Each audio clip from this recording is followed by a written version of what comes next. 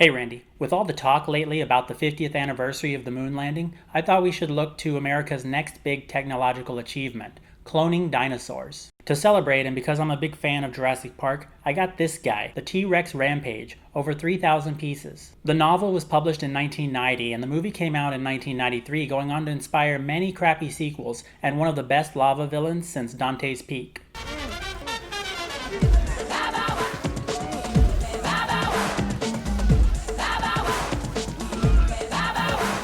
However, nearly 30 years later, it still hasn't inspired us to clone actual dinosaurs.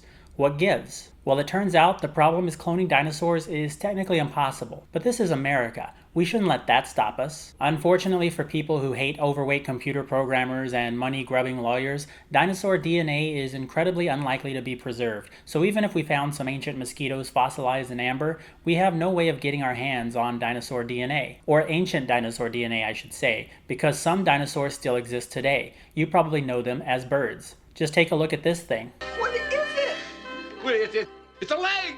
Doesn't that look like a chicken leg? It turns out that the kind of dinosaurs T-Rex and Velociraptor are, well, those dinosaurs evolved into modern birds. Dinosaurs like the Triceratops and Brachiosaurus didn't make it. So in a way, dinosaur DNA does still exist today, and it might be the key to bringing back dinosaurs like the T-Rex here. This idea is referred to as retroengineering and involves changing the DNA in modern animals to walk their genes back to the way they were millions of years ago. For example, we now know that several dinosaurs had feathers.